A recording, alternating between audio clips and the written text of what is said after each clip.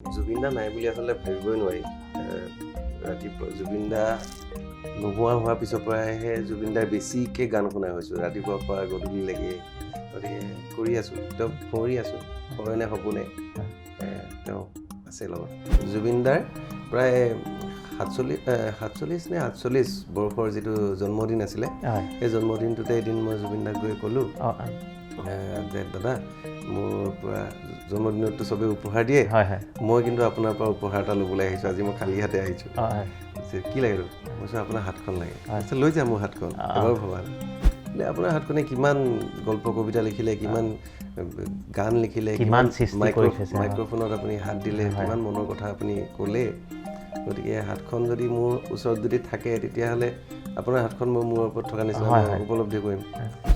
বাকীসকলে মোক কয় যে তই এটা কাম কৰ, তই যদি গান গাবলৈ মন আছে তই গানৰ চৰ্চা কৰ ভালকৈ, যদি ছবি আঁকিবলৈ মন আছে তই ছবি চৰ্চা কৰ, যদি নাটক কৰিবলৈ মন আছে তই নাটকতে মন দে, আৰু খেলিবলৈ কিয় আহিব লাগে। এতিয়া দাদাই আহিছে, মই উচুপি উচুপি কান্দিছোঁ। দাদা চবেই কৈছে মই কোনটো কাম কৰিম, মই কি কৰিম, মই ছবি আঁকিম, মই গান গাম, মই খেলিম, নাটক কৰিম। এতিয়া দাদাই সেইটো সময়ত দাদাও হায়াৰ ছেকেণ্ডেৰীত পঢ়ি থকা এটা ল'ৰা আছিলে। দাদাই সেইখিনি সময়তে মোক বুজাইছিলে তই চব কৰ আৰু ভালকৈ কৰিবলৈ যত্ন কৰ, যিটো কৰ সেইটো পাৰফেক্ট কৰিবলৈ যত্ন কৰ। জটা তবি গলত জলত প্ৰবাহ পাবিতস্থলে গলে বলম বলম বিতম ভুজংগ তুংগ মালিতম। এই যে এই শিৱ তাণ্ডৱ স্তোত্ৰম, এই শিৱ তাণ্ডৱ স্তোত্ৰম লিখিছিলে ৰাৱণে লিখা। সমস্যাই যদি নাহে তেতিয়াহ'লে জীৱনত আগবাঢ়ি যাব নোৱাৰি। কেতিয়াও সমস্যা আহিব লাগে, সমস্যাবিলাক কঢ়িয়াই চাবলৈ পাৰিব লাগে, আৰু তেতিয়া আগবাঢ়ি যাব লাগে। সমস্যাবিলাক আহিবই, আৰু মই নাপালোঁ, মই নাই পোৱা, হীনমন্যতাত ভুগি থকাতকৈ মানে মই ভাবোঁ প্ৰতিটো কথাতে যদি এটা পজিটিভ এংগল এটা যদি বিচাৰি যোৱা যায়, মানুহ সুখী হৈ থাকিব পাৰিব।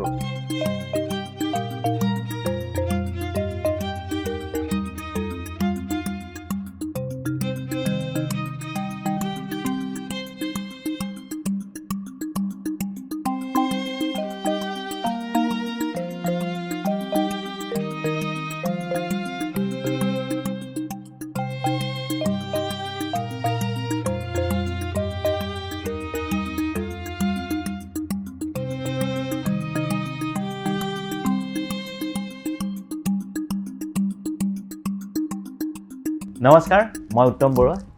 স্বাগতম জনাইছোঁ আজি আমাৰ কালচাৰেল আড্ডালৈ।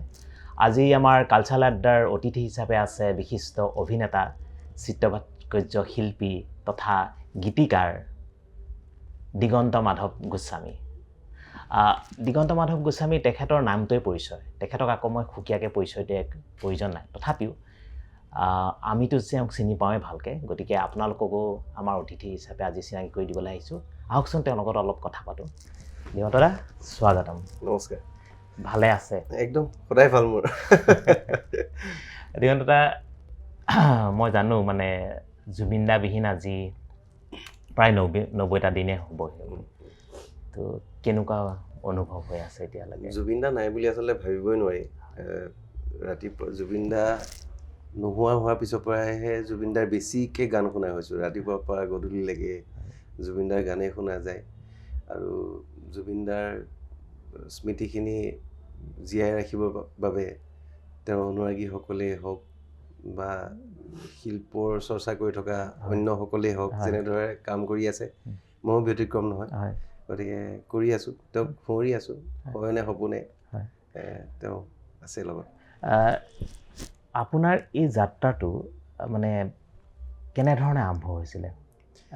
আমি যিহেতু আপোনাক প্ৰথমতে আমি চিনি পাওঁ অভিনেতা হিচাপে, পিছত আপুনি ভাস্কৰ্যৰ লগত জড়িত বুলি আমি গম পালোঁ, তো কেনেধৰণে আৰম্ভ হৈছিলে প্ৰথমতে বুলি ক'বলৈ হ'লে মই আচলতে একেবাৰে সৰুতেই মই ককাৰ ঘৰত গৈ আছিলোঁগৈ। ককাৰ ঘৰত মানে মোৰ মাৰ দেউতাকৰ ঘৰত, মোৰ মামাৰ ঘৰত।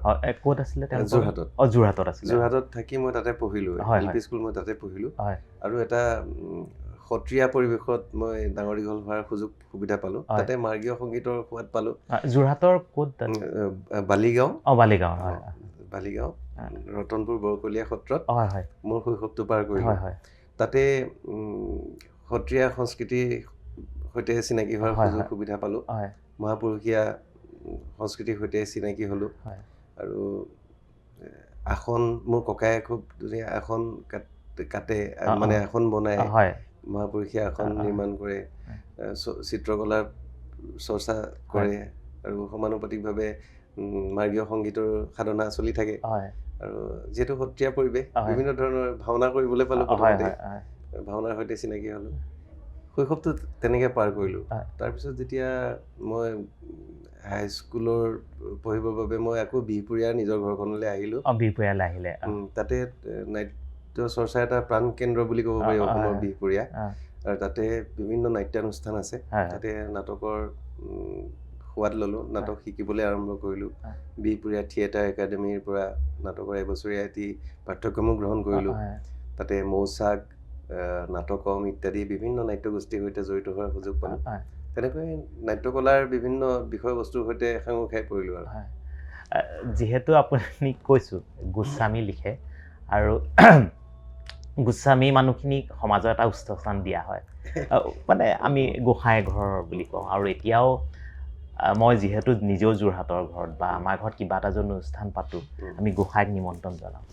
এই ক্ষেত্ৰত ধৰক কিছু প্ৰাধান্য হৈছিলে নেকি? কিছু নাই নাই, আচলতে কি ব্যক্তিগতভাৱে মই সেইটো বস্তুৰ প্ৰতি মই বেছি আকৃষ্ট নহয়, বা আমি সৰুৰে পৰাই আমাৰ এই তেনেকুৱা ধৰণৰ এটা কট্টৰ এটাৰ মাজত তাৰমানে আমি ডাঙৰ দীঘল হোৱা নাই।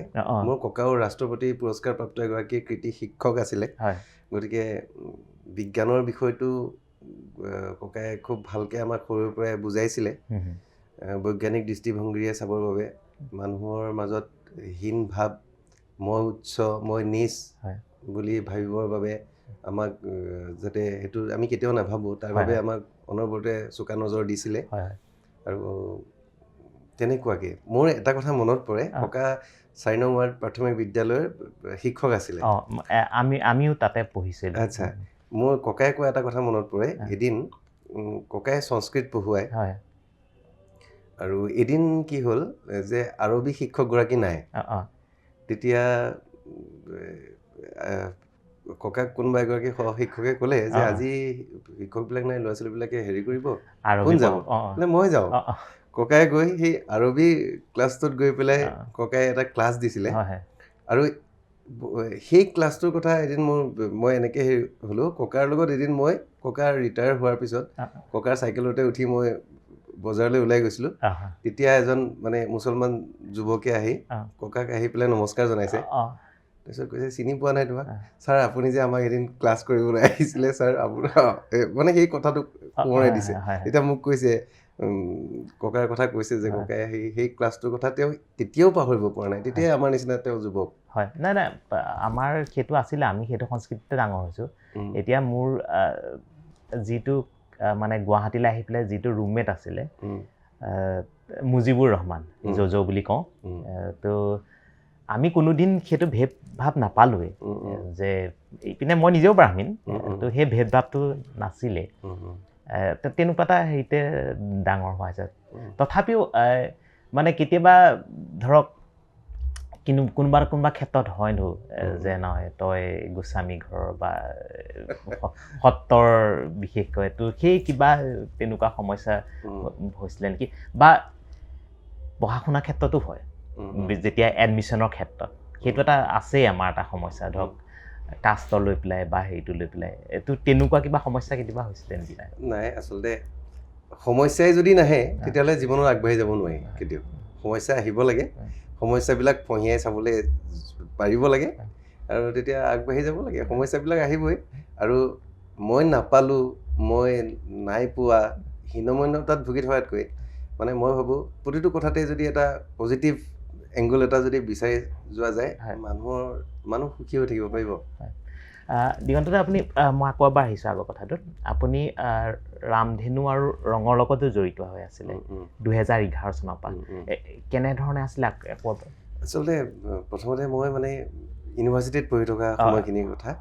তেতিয়া মানে মই ইউনিভাৰ্চিটিত তাৰমানে মই স্নাতকোত্তৰ ছাত্ৰ সন্থাৰ সাংস্কৃতিক সম্পাদক হিচাপে মই দায়িত্ব লৈছিলোঁ আৰু তেতিয়া বিভিন্ন সাংস্কৃতিক বিভাগৰ প্ৰতিযোগিতাবিলাক মই কৰোঁ তেতিয়া এটি প্ৰতিযোগিতাৰ বাবে মই আমাৰ শ্ৰদ্ধাৰ স্বৰ্গীয় অৰুন্ধতী দত্ত বাইদেউক এদিন নিমন্ত্ৰণ জনালোঁ বাইদেৱে খুব মোক ভাল পালে আৰু মই যেতিয়া মঞ্চত কথা কৈ আছিলোঁ তেতিয়া বাইদেৱে আহি এতিয়া মোৰ পৰিবাৰ তেওঁ ইউনিভাৰ্চিটিৰ ছাত্ৰী এগৰাকী আছিলে তাইৰ লগত খুব মানে ঘনিষ্ঠ আছিলে বাইদেৱে ক'লে ই দেখোন ৰেডিঅ'ত এপ্লাই কৰিব পাৰেহে তাৰ মাতটো মানে ৰেডিঅ'ৰ বাবে চুইটেবল হ'ব ৰেডিঅ'ৰ অডিশ্যন দিবাচোন মোক মাতি আনি পেলাই ক'লে বাইদেৱে তুমি ৰেডিঅ'ত তুমি অডিশ্যন দিয়া হেৰি বাকী কেনেকৈ কি আহিব মই অকণমান দেখুৱাই মেলি দিম বাইদেৱে আগ্ৰহ কৰিলে বাইদেৱে মোক কিবা কিবি স্ক্ৰিপ্ট দিলে পঢ়িবৰ বাবে এইবোৰ কিবা কিবি কেনেকৈ প্ৰিপেয়াৰ কৰিবৰ কাৰণে কৰিলোঁ ৰেডিঅ'ত আকাশবাণী গুৱাহাটীত যেতিয়া মানে অংশকালীন ঘোষকৰ বাবে হেৰি ওলালে তাত গৈ মই প্ৰথমতে ৰেডিঅ'ত গৈ সোমালোঁ তেতিয়া ভাল লাগিলে মই প্ৰথম জনা নাছিলোঁ যে আকাশবাণীত বা কেনেকৈ কথা কোৱা যায় ৰেডিঅ'ৰ ভিতৰ চোৰানো কেনেকুৱা তেনেকৈ জানিব পাৰিলোঁ আকাশবাণীত সোমাই বহুদিন থাকিলোঁ তাতে মই বাণিজ্যিক প্ৰসাৰ সেৱালৈও আহিলোঁ তাৰপিছত মই বাতৰিও পঢ়িলোঁ তেতিয়া আৰু অলপকৈ মন গ'ল তেতিয়া হেৰি টিভিৰ প্ৰসংগ আহি পৰিলে লাহে লাহে তেনেকৈ দুই এখন চিৰিয়েল ধাৰাবাহিক তেনেকৈ সুবিধা পোৱা হ'লোঁ তাৰপিছত কিবা কালক্ৰমত আৰু এইটো এনেকৈ আহি প্ৰায় দৃষ্টৰ সৈতে জড়িত হৈ পৰিলোঁ সেই প্ৰগ্ৰেমটোৰ নাম আছিলে আপোনালোকৰ মোৰ যিটো অনুষ্ঠান মই আৰম্ভ কৰিছিলোঁ প্ৰথম যেতিয়া মই হেৰিত সোমাইছিলোঁ ৰামধেনু চেনেলত মই জইন কৰিছিলোঁ প্ৰথমতে অনুষ্ঠানটো আছিলে নাইট ৰাইডাৰ্ছ বুলি কৰিলোঁ প্ৰায় 10 বছৰ কাল এই অনুষ্ঠানটো চলিলে আমি তাৰ ভাল দৰ্শক আছিলোঁ মোৰ মনত আছে তো দিগন্ত আৰু এটা কথালৈ আহোঁ আপুনি আমাৰ হিয়াৰামঠু জুবিনদাৰ আগতে হাতৰ স্পৰ্শটো ল'বলৈ সক্ষম হৈছিলে আৰু শেহতীয়াকৈ ভৰিৰ চিহ্নটো ৰাখিবলৈ সক্ষম হ'ল কেনেকৈ কি ধৰণে কৰিলে অকণমান মোৰ লগতে দৰ্শকক জনাওক আচলতে মই খুব মোৰ কিছুমান এনেকুৱা ধৰণৰ কাম কৰি মই ভাল পাওঁ আৰু আগৰে পৰাই মই হাতৰ চাপ ভৰি চাপ এনেকৈ সংগ্ৰহ কৰি ভাল পাওঁ আৰু মই মোৰ দেউতাৰে প্ৰথমতে মই ভৰি চাপটো মই ৰাখিছিলোঁ মই তেতিয়া ভাবিছিলোঁ যে দেউতাৰ ভৰি চাপটো ৰাখিলে দেউতা দূৰত থাকে মই থাকোঁ ইয়াত দেউতাক সদায় মনত পেলাই থাকোঁ দেউতাৰ যদি ভৰিখনেই মই ওচৰত ৰাখি থ'ব পাৰোঁ বুলি মই দেউতাৰ ভৰি চাপটো এদিন মই ৰাখি থৈছিলোঁ আৰু তাৰপিছতে মই ভূতপূৰ্ব মুখ্যমন্ত্ৰী তৰুণ গগৈদেৱৰ ভৰি চাপ ৰাখিবলৈ মই সুযোগ সুবিধা পালোঁ মাজুলীৰো বহু কেইগৰাকী মই যাক আদৰ্শ বুলি ভাবোঁ যাৰ কথা শুনি ভাল লাগে তেনেধৰণৰ দুগৰাকীমান বিশেষ সত্ৰাধিকাৰৰ মই তেওঁলোকৰ জীৱনকালতে মই ভৰি চাপখিনি সংগ্ৰহ কৰি তেওঁলোকৰ পৰিয়ালৰ হাতত অৰ্পণ কৰি থৈ আহিলোঁ তেনেকৈ সেইটো মোৰ এটা নিচা হৈ গ'ল মানে সেইটো কৰা সেইবাবেই জুবিনদাৰ প্ৰায় 47 নে 48 বৰ্ষৰ যিটো জন্মদিন আছিলে সেই জন্মদিনটোতে এদিন মই জুবিনদাক গৈ ক'লোঁ যে দাদা মোৰ পৰা জন্মদিনততো চবেই উপহাৰ দিয়ে মই কিন্তু আপোনাৰ পৰা উপহাৰ এটা ল'বলৈ আহিছোঁ আজি মই খালী হাতে আহিছোঁ কি লাগে মই কৈছোঁ আপোনাৰ হাতখন লাগে লৈ যা মোৰ হাতখন এবাৰ ভবা নাই তাৰপিছত মই কৈছোঁ কি কৰিব মোৰ হাতখন ৰাখি মই কৈছোঁ আপোনাৰ হাতখন এনেকৈ নিদিওঁ এটা শৈল্পিক মানে চেষ্টা আছে মোৰ এইটো মই কৰি চাম আপোনাৰ হাতখনৰ এটি হেৰি লৈ যাম মই চাপ এটা লৈ যাম কি কৰিবি বোলে আপোনাৰ হাতখনে কিমান গল্প কবিতা লিখিলে কিমান গান লিখিলে কিমান মাইক্ৰফোনত আপুনি হাত দিলে কিমান মনৰ কথা আপুনি ক'লে গতিকে হাতখন যদি মোৰ ওচৰত যদি থাকে তেতিয়াহ'লে আপোনাৰ হাতখন মই মোৰ ওপৰত থকা নিচিনা মই উপলব্ধি কৰিম গতিকে মই সেই ইচ্ছা কৰিছোঁ তেওঁ সহমতি প্ৰকাশ কৰিলে আৰু তেওঁৰ হাতৰ চাপটো তেনেকৈয়ে মই তেওঁৰ বন্ধুজনৰ তেওঁৰ অনুৰাগীসকলৰ উপস্থিতিতে মই হাতৰ চাপটো ৰাখি থ'লোঁ এতিয়াও আছে মোৰ ইয়াতে দেখিছোঁ আমি আৰু দাদায়ো সেইখিনি পালে আপোনাৰ বস্তুখিনি মানে নিজে দেখিলে আৰু মোৰ ৰাখি থৈছে বুলি সংখ্যান আৰু শেহতীয়াকৈ আপুনি তেওঁৰ মৃত্যুৰ পিছত তেওঁৰ ভৰি চিহ্নত ৰাখিবলৈ সক্ষম হ'ল এইটো আমাৰো সৌভাগ্য আপোনাৰ লগত অসমবাসী হৈ পেলাই আমিও ধন্যবাদ জনাইছোঁ ইমান এটা আপুনি ভাল কাম কৰি থৈছে আমাৰ আৰু চিৰযুগমীয়া কামটো দিগন্তই মই আৰু এটা বিষয় জানিব খুজিছোঁ আপোনাক খুব ভাল কাম কৰি আছে বিশেষকৈ পূৰ্ণ শিল্পমৰ জৰিয়তে তো এই অনুষ্ঠানটোৰ বিষয়ে আৰু কেনেধৰণে কৰি আছে অলপ কওকচোন আমাক এইটো আচলতে আমাৰ এটা সপোন এইটো আমাৰ মোৰ মানে সৰুৰ পৰা মানে কি হৈছিলে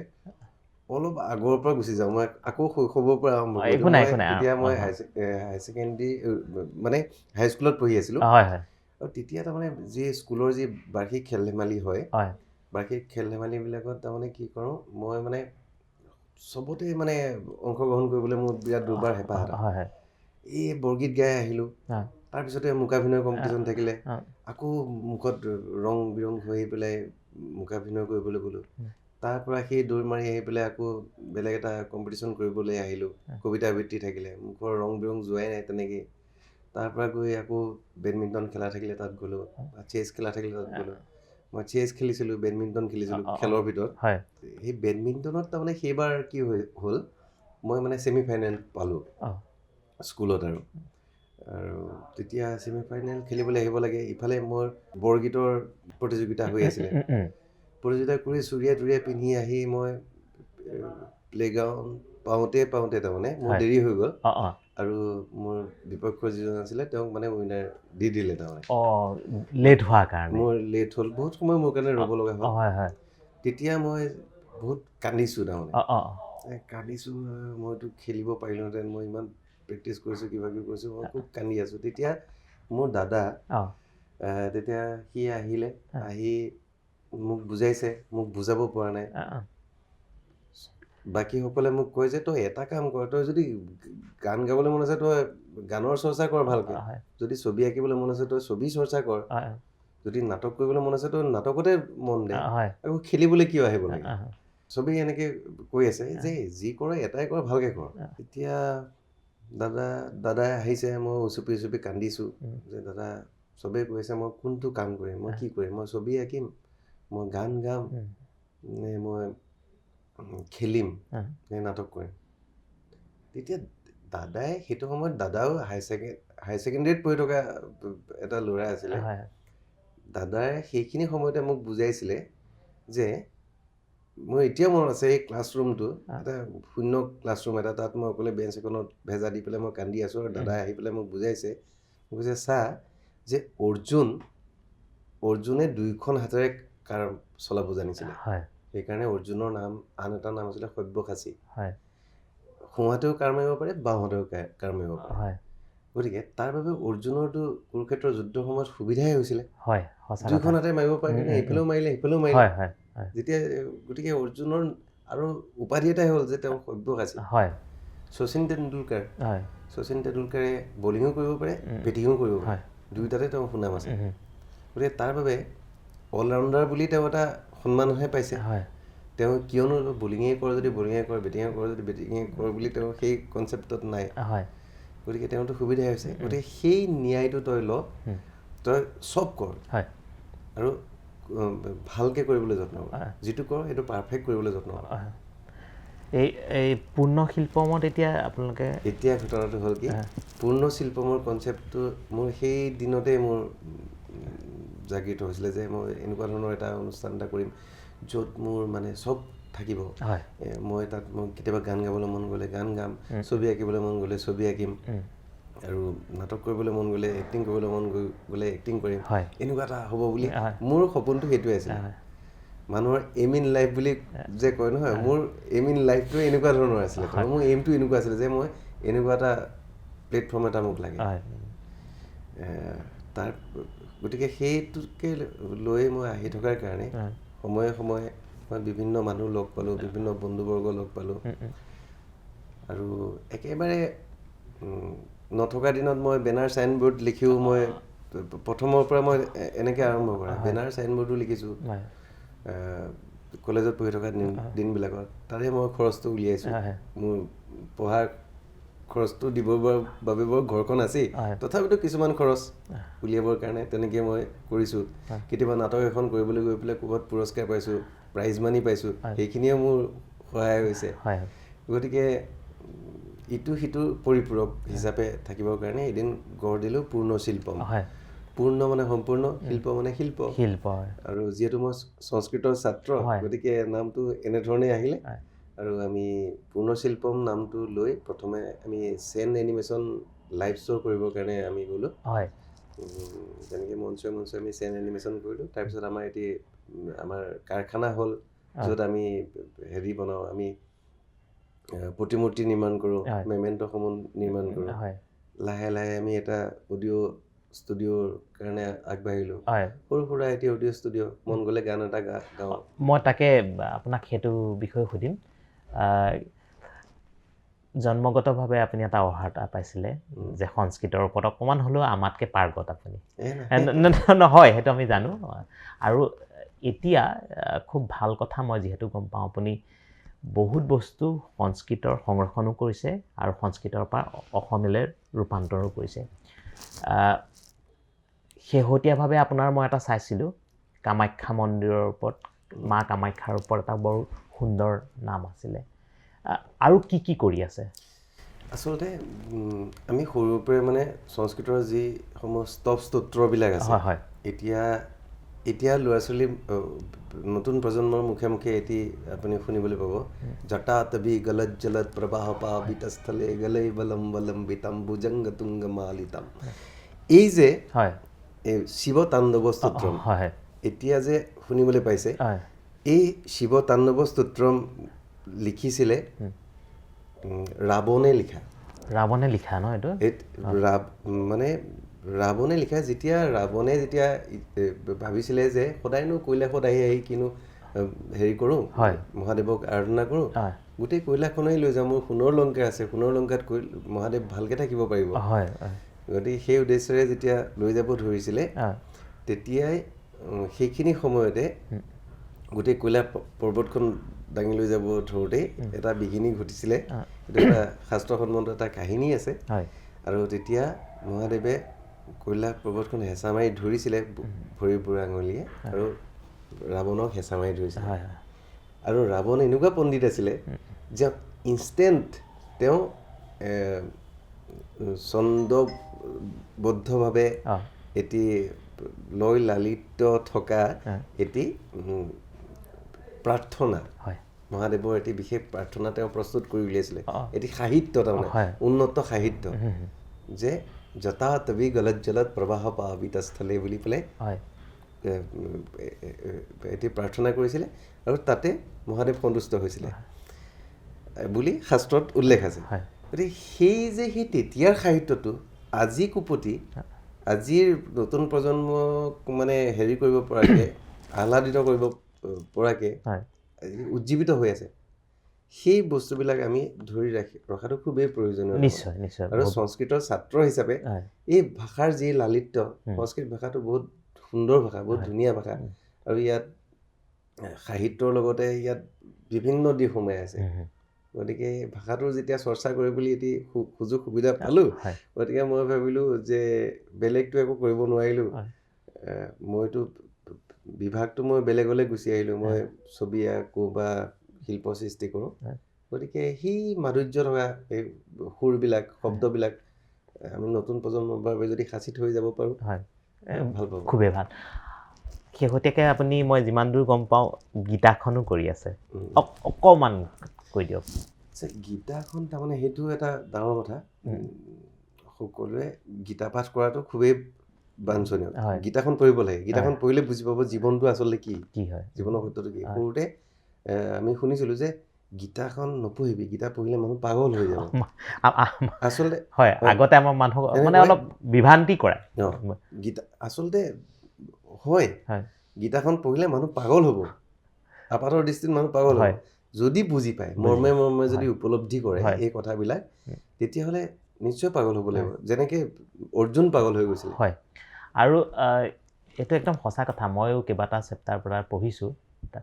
গীতাত যিবোৰ ঘটনা ঘটি থাকে, সচৰাচৰ আমাৰ জীৱনত সেইবোৰ ঘটি আছে। সেইখিনি আমি তাক কেনেধৰণে সেই বস্তুটোলৈ আমি ৰূপান্তৰ কৰিছোঁ নিজৰ ওপৰত কথা। ৰাজনীতিৰ ক্ষেত্ৰতে হওক বা আমাৰ সামাজিক জীৱনতে হওক, সকলো ক্ষেত্ৰত কিন্তু তাৰ প্ৰভাৱ আছে। সকলোবিলাক বিজ্ঞানসন্মত জ্ঞান গীতাৰ জৰিয়তে ভগৱানৰ মুখেৰে দিয়া হৈছে বুলি আমাৰ সনাতন ধৰ্মত আমাৰ বিশ্বাস আছে। আৰু গীতাত যিখিনি কথা কৈছে সেইখিনি কোনেও নুই কৰিব নোৱাৰে, নহয়নে বাৰু? গতিকে সেইকাৰণে আমি ভাবোঁ যে গীতাখন আমি বিশেষকৈ যিখিনি কৰ্ময়োগ হওক, আমি পঢ়িব লাগে, বুজিব লাগে কৰ্ময়োগনো কি হয়, গীতাত চেপ্টাৰবিলাকত কোনটো সময়ত কি কথা কোৱা হৈছে আমি বুজি পাব লাগিব। আৰু আটাইতকৈ ডাঙৰ কথা, এতিয়ালৈকে বাৰু মই ইমান পাৰ্গত হোৱা নাই, এতিয়াও পঢ়ি আছোঁ, এতিয়াও বাৰে বাৰে পঢ়িও বুজি পোৱা নাই, নানান মনীষীসকলে হেৰি কৰিব পৰা নাই, তই আমিনো কোন কথা। তথাপিতো আমাৰ ষ্টুডিঅ'ত এতিয়া যিটো কাম হৈ আছে, গুৱাহাটী মেডিকেল কলেজৰ প্লাষ্টিক চাৰ্জাৰী ডিপাৰ্টমেণ্টৰ HOD হৈ তেখেত ৰিটায়াৰ হৈছে doctor Seemarekha Devi. Cleft lip and palate পেচেণ্টবিলাকৰ মানে জন্মগতভাৱে যিসকলৰ কটা ওঁঠ তালুক ফটা হিচাপে আহে, স্মাইল ট্ৰেইন বুলি এটি প্ৰজেক্ট আছে, এইটো তেখেত প্ৰজেক্ট ডাইৰেক্টৰ হিচাপে তেওঁ সকলোৱে চিনি পায়। আমাৰ ভাৰতবৰ্ষৰ ভিতৰতে আগশাৰীৰ প্লাষ্টিক চাৰ্জনসকলৰ ভিতৰত তেওঁৰ নামটো গুগলত চাৰ্চ কৰিলেও প্ৰথম পৰ্যায়ত অহা এগৰাকী বিশিষ্ট ডক্টৰ। তেখেতৰ লগত কাম কৰাৰ মোৰ সুযোগ হৈছিলে। তেখেতে মোক এদিন ক'লে যে দিগন্ত, মই গীতাখন পাঠ কৰিব বিচাৰিছোঁ। মই আচৰিত হৈছোঁ, বাইদেউ আপুনি গীতাখন পাঠ কৰিব কিয় মন গ'ল, কোনটো সময়ত সময় পায়? বাইদেৱে মানে আগ্ৰহ আছে, বহুত আগ্ৰহ আছে। আৰু মই স্মাইল ট্ৰেইন প্ৰজেক্টটোৰ সৈতে জড়িত হৈ থাকোঁতে মই দেখোঁ বাইদেৱে এটা পেচেণ্টৰ অপাৰেশ্যন কৰিবৰ সময়ত ইমান ধুনীয়া ছবি এখন আঁকে। ছবিখন এতিয়া নহয়, ভৱিষ্যতৰ ছবি এখন আঁকে। মানে পেচেণ্টটো কোনফালৰ পৰা কেনেকৈ অপাৰেশ্যন কৰিলে পেচেণ্টটো দেখিবলৈ ভৱিষ্যতলৈ ধুনীয়া হৈ যাব, মানে ওঁঠ কটা দাগটো নাথাকিব বা বিভিন্ন ধৰণৰ অপাৰেশ্যনৰ সেইবিলাক মই দেখিবলৈ পাইছিলোঁ। গতিকে বাইদেৱে ছবি আঁকি খুব ভাল পায়, ধুনীয়া ছবি আঁকে। তেখেতে যেতিয়া ক'লে যে মই গীতা পাঠ কৰিব বিচাৰিছোঁ, যেতিয়া বাইদেৱে গীতা পাঠ কৰিবলৈ আৰম্ভ কৰিলে, আমাৰ ইয়াতে ষ্টুডিঅ'তে মই ৰেকৰ্ডিং কৰি ৰাখিছোঁ, এতিয়ালৈকে 5 নম্বৰ চেপ্টাৰটোলৈকে তেখেতে ৰেকৰ্ডিং কৰিলে। আজি কেইদিনমানৰ পিছতে বাইদেউৰ ছোৱালী বিয়া, সৰুজনী ছোৱালী বিয়া। গতিকে মই সেই কথাটো মই বিৰাট ভাল পাইছোঁ, কৰিও ভাল পাইছোঁ। আৰু বাইদেউৰ ইমান শুদ্ধ উচ্চাৰণ, মানুহে কয় যে আমাৰ অসমীয়া মানুহে, আমাৰ এইফালৰ মানুহে ভালকৈ সংস্কৃত উচ্চাৰণ কৰিব নোৱাৰে। সংস্কৃত উচ্চাৰণটো এইটো দেৱভাষা বুলি কোৱা হয়। উচ্চাৰণটো মানে সৰ্বজন গৃহীত এটি উচ্চাৰণে বাইদেৱে কিন্তু কৰিছে, সেইকাৰণে বহুত ভাল লাগিছে। ধন্যবাদ বাইদেউলৈও ধন্যবাদ, আমাৰ বিশেষকৈ অসমৰ মানুহখিনিক যে ইমান ধুনীয়া এটা উপহাৰ দিবলৈ ওলাইছে। দিগন্ত দা, আপুনি নাটকৰ লগতো জড়িত, চিৰিয়েলৰ লগতো জড়িত, এতিয়াও ব্যস্ত হৈ আছেনে? নাটকৰ লগত এতিয়া মই মানে নেপথ্যৰ পৰাহে জড়িত হৈ থকাৰ নিচিনা হৈছে বহুত দিন ধৰি। মাজতে এখন নাটক কৰিলোঁ, জয়ন্ত ডেকা মোৰ নাট্যগুৰু তেখেতৰ এখন নাটক মই আজিৰ পৰা 2 বছৰমানৰ আগতে কৰিলোঁ বোধ হয়। সেইখন নাটক কৰি খুব ভাল লাগিলে। আৰু বাকী নাটকৰ নেপথ্যৰ কামবিলাকৰ সৈতে মই জড়িত হৈ থাকোঁ, ভ্ৰাম্যমানৰ সৈতে জড়িত হৈ আছোঁ। বহুখন নাটকৰ সৈতে তেনেকৈ জড়িত হৈ থাকোঁ। আপুনি চিনেমাৰ লগতো জড়িতই, আমি দেখিছোঁৱেই জুবিন দাৰ কেইবাখনো চিনেমাৰ লগত জড়িত হৈ আছিলে। তো ভৱিষ্যতলৈও কিবা পৰিকল্পনা তেনেধৰণে? ভৱিষ্যতলৈ নিজে চিনেমা বনাম। বনাব লাগিব, কেলৈ নবনাব? সেইটো এটা আশা এটাটো আছে, সকলোৰে থকাৰ নিচিনাকৈ আমাৰো আছে। চিনেমা এখন কৰিবলৈ কাৰো ইচ্ছা নাযায়। গতিকে আমি আজি কেমেৰাৰ পিছফালে যিগৰাকী ব্যক্তি আছে, আমাৰ ৰঞ্জন দত্ত, যি আমাক জান বুলি কওঁ, আমি জান বুলি কওঁ। আৰু আমাৰ আৰু মৰমৰ আৰু বহুত কেইটা নাম আছে, তেওঁক মাতোঁ। আমি বহুত আলোচনা কৰোঁ যে আমি কেতিয়াবা কিন্তু চিনেমা এখন বনাম। আমাৰ বহুত প্লেনিং হৈ যায়, আমাৰ চিনেমাৰ ষ্টৰি শেষ হৈ যায়, লিখিও শেষ হৈ যায়, প্লেনিং কৰোঁতেই কিবা কিবি কামত আমাৰ থাকি যায়। কাৰণ আমাৰ কোনোবা এটা প্ৰকাৰে আমাৰ কোনোবা এজনে যদি বস্তুটো সন্মতি নজনায় যে বস্তুটো আৰু অলপ কৰিব পাৰি, সেই চেণ্টেন্সটো অহাৰ লগে লগে আমি কিছুদিন আৰু অপেক্ষা কৰি দিওঁ। নাই, আৰু এখন চিনেমাত সময় লাগে, কাৰণ মূল স্ক্ৰিপ্টিঙতে বহুত সময় লাগে। আৰু গোটেই চিনেমাখনৰ মূল বস্তুটোৱে হৈছে এটা ভাল স্ক্ৰিপ্ট, সেইকাৰণে আমি বুজি পাওঁ। আৰু অসমৰ দৰ্শকে সেইটো কাৰণে অপেক্ষা কৰি আছে। আৰু আমি আশা কৰিছোঁ ভৱিষ্যতলৈ আমাক এখন সুন্দৰ চিনেমা আপুনি উপহাৰ দিব। মানে আমাৰ মানুহবিলাক, আমি যিসকল মানুহ অনবৰতে লগ হৈ আছোঁ, সকলোৱে বেলেগ বেলেগ ফিল্ডৰ সৈতে জড়িত মানুহ আছোঁ। গতিকে আমি প্ৰত্যেকৰে অলপ অলপ হ'লেও ইজনে সিজনৰ পৰা আমি শিকিবলৈ আমি সুযোগ সুবিধা এটা পাই আহিছোঁ গতিকে আমি শিকি থাকিম আৰু কৰিব লাগিব কিন্তু সোনকালে কৰিব লাগিব সমিল মিলত হোৱা বস্তু এইবিলাক আৰু জুবিন দাই এইটো এটা আদৰ্শ হিচাপে আমাক দেখুৱাই থৈ গৈছে আজি অসমীয়া চিনেমাৰ যিটো ধাৰা সৃষ্টি হ'ল মিছন চাইনাৰ পৰা যদি জুবিন দাই সেইটো সময়ত কষ্ট নকৰিলহেঁতেন কাৰণ এটা সময়ত যেতিয়া ক'ব নাপায় আলফাই যেতিয়া বম দিছিলে অসমীয়া চিনেমা চোৱাটো প্ৰায় বন্ধ হৈ গৈছিল বিশেষকৈ চিনেমা হলত গৈ সেইটো তেওঁ বহুত কষ্ট কৰি কৰি এই পৰ্যায়টো পোৱালেহি আজি ৰৈ ৰৈ বিনালে আৰু তেখেতে বহুত ইণ্টাৰভিউত কৈছিলোঁ যে মই এইটো জাষ্ট আৰম্ভণিহে কৰিছোঁ ইয়াৰ পিছত ভাল ভাল চিনেমা আহিল আৰু তেনেধৰণে আহিও গ'ল কেইবাখনো যোৱা বছৰ ভাল চিনেমা আহিল আৰু এতিয়াও আহিছে আৰু ভৱিষ্যতলৈ আহিব বুলি আশা কৰিছোঁ আৰু সেইকাৰণে আপোনালোকৰ নিচিনা মানুহৰ প্ৰয়োজন ভাল সৃষ্টি কৰা জুবিন দা হ'ল আমাৰ অভিভাৱক স্বৰূপ হয় আৰু জুবিন দাই আমাৰ নিচিনা সৰু সৰু মানে শিল্পৰ চৰ্চা কৰি ভাল পোৱা মানুহবিলাকক বুটলি বুটলি আনিছিলে আৰু ৰাস্তা দেখুৱাইছিলে হয় মই জ্বলন্ত উদাহৰণ কোনো আজি ছ'চিয়েল মিডিয়াতো মই এক্টিভ হৈ থকা মানুহ নহয় বা যুগৰ লগত ইমান দৌৰি থকা মানুহ নহয় নিজে যিটো কাম কৰিছোঁ তেনেকৈ মই চলি থাকি মই ভাল পাওঁ মানুহ জুবিন দাই আমাৰ নিচিনা অখ্যাত মানুহবিলাককো টানি টানি নিছিলে আৰু দেখুৱাইছিলে চা ৰাস্তা এইটো ৰাস্তা জানি থ কৰিবি কেতিয়াবা এনেকৈ যে তেওঁ যে কেনেকৈ তেওঁ মানে এই জনমে জনমে বুজিব নোৱাৰিম সকলোকে তেওঁ এনেকৈ হেৰি কৰিছিলে প্ৰস্থেটিক মেকআপ বুলি যে এটা বস্তু আছে প্ৰস্থেটিক মেকআপ যে ভাওনাত আমি কেৰেক্টাৰ মেকআপ ভাওনাত যেতিয়া কৰিছিলোঁ নাটক যেতিয়া কৰিছিলোঁ কেৰেক্টাৰ এটা কৰিবৰ কাৰণে কেৰেক্টাৰ মেকআপ এটা কৰি দিওঁ যে মুখা এখন মুখা বনোৱাৰ পৰাই মই আৰম্ভ কৰিছোঁ মুখা এখন বনাই মুখত লগাই তাৰপিছত নাটকত আৰু অকণমান ৰিয়েলিষ্টিক হোৱাকৈ কৰি চিনেমাত কেমেৰাৰ সন্মুখত আহিবৰ কাৰণে আৰু কিমান ৰিয়েলিষ্টিক কৰিব লাগিব সেইখিনি মোক জ্ঞান দিয়া মানুহজন হৈছে জুবিন গাৰ্গ অসম আৰু অসমীয়া তেওঁৰ ওচৰত চিৰকৃতজ্ঞ হৈ ৰাখিব ৰ'ব প্ৰত্যেকটো ক্ষেত্ৰতে মই আৰু এটা কথা সুধিছোঁ আপোনাক বিশেষকৈ আপোনাৰ পৰিয়ালৰ কথা আপোনাৰ এগৰাকী কণমানি আছে অকণমান কওকচোন আপোনাৰ তাইৰ নামটো সৃজনী শিল্পম হয় আৰু সৃজনী শিল্পম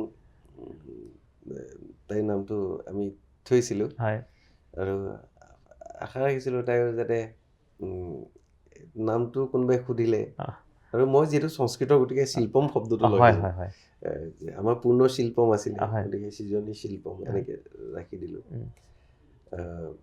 সৃজনীমূলক চিন্তাধাৰাৰে আগুৱাই যাওক ঈশ্বৰে আশীৰ্বাদ কৰক তেনেকৈ ভাবিয়েই তাইৰ নামটো তেনেকৈ থোৱা হৈছিলে আৰু ঈশ্বৰে কৰা তাই সৃজনীশীল কাম কাজ কৰি পেলাই তাই এতিয়া ভাল পোৱা হৈছে সেইটো মোৰ ভাল লগা বিষয় সুন্দৰ হওক তাইৰ ভৱিষ্যত আৰু আপোনাৰ যিখিনি কৰ্মকাৰ্যী কৰি আছে অসমক উপকৃত কৰি আছে ভৱিষ্যতলৈও কৰিব আৰু আমাকো এনেদৰে সাহস দি থাকক ধন্যবাদ দাদা আজি আমাৰ অনুষ্ঠানটোত দিগন্ত দাই যিমানখিনি আমাক বুজাব লাগে ক'ব লাগে ক'লেহি বাকীখিনি আমাৰো দায়িত্ব অকল এই সৃষ্টিৰাজি আগবঢ়াই নিয়াটো অকল দিগন্ত দাইৰ দায়িত্ব নহয় অসমীয়া আৰু অসমীয়া সমাজৰ দায়িত্ব পুনৰবাৰ দিগন্ত দাক আমি এবাৰ ধন্যবাদ জনাইছোঁ আমাৰ অনুষ্ঠানলৈ সময় দিয়াৰ বাবে গুড নাইট দাদা